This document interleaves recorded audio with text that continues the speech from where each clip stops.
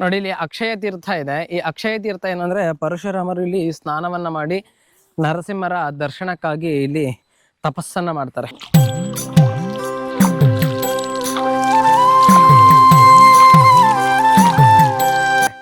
ಅಕ್ಷಯ ತೀರ್ಥ ಇಲ್ಲದಲ್ಲಿ ಪರಶುರಾಮರು ಸ್ನಾನವನ್ನ ಮಾಡಿ ಮೇಲ್ಭಾಗದಲ್ಲಿ ಹೋಗಿ ಧ್ಯಾನಕ್ಕೆ ಕೂರ್ತಾರೆ ನರಸಿಂಹನನ್ನ. ಕಾರಣ ಏನು ಅಂದ್ರೆ ಹಿರಣ್ಯಕಶಿಪುವಿನ ಸಂಹಾರ ಆಗುತ್ತೆ. ಅತ್ಯಂತ ಬಲಿಷ್ಠನಾದ ಹಿರಣ್ಯಕಶಿಪುವಿನ ಸಂಹಾರ ಒಬ್ಬ ನರ ಅರ್ಧ ದೇಹ, ಮನುಷ್ಯನ ದೇಹ, ಇನ್ನರ್ಧ ಸಿಂಹದ ಮುಖವಾಗಿ ಇರುವಂತಹ ಈ ವ್ಯಕ್ತಿ ಹೇಗೆ ಸಂಹಾರ ಮಾಡಕ್ ಸಾಧ್ಯ? ಅತ್ಯಂತ ಉಗ್ರವಾಗಿ ಅತ್ಯಂತ ಬಲಿಷ್ಠನಾಗಿರುವಂತಹ ಹಿರಣ್ಯಕಶಿಪುವಿನ ಸಂಹಾರ ಮಾಡಿದ ನೀನ್ ಯಾರು ಅನ್ನೋದು ಪರಶುರಾಮನಿಗೆ ತುಂಬಾ ಚಿಂತೆ ಇರುತ್ತೆ. ಹಾಗಾಗಿ ಅವರು ತಪಸ್ಸಿಗೆ ಕೂತ್ಕೊಂಡು ಆ ನರಸಿಂಹನ ಬಗ್ಗೆ ತಿಳ್ಕೊಬೇಕು ಅಂತ ತಪಸ್ಸು ಕೂತಂತಹ ಜಾಗ. ಮತ್ತೆ ಅವರು ದರ್ಶನವನ್ನ ಕೊಡ್ತಾರೆ. ಯಾರಿಗೆ? ಪರಶುರಾಮರಿಗೆ.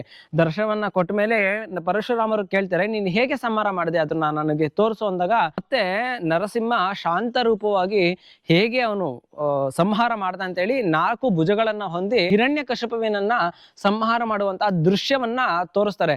ಆಗ ಪರಶುರಾಮರಿಗೆ ಗೊತ್ತಾಗುತ್ತೆ ಇದು ವಿಷ್ಣುವಿನ ಅವತಾರವೇ ನರಸಿಂಹನ ಅವತಾರ ಅಂತ. ಹಾಗಾಗಿ ನರಸಿಂಹ ಪರಶುರಾಮರಿಗೆ ಇಲ್ಲಿ ಜ್ಞಾನೋದಯವನ್ನ ಮಾಡ್ತಾನೆ, ಒಂದಷ್ಟು ವಿಚಾರಗಳನ್ನ ತಿಳಿಸ್ತಾನೆ.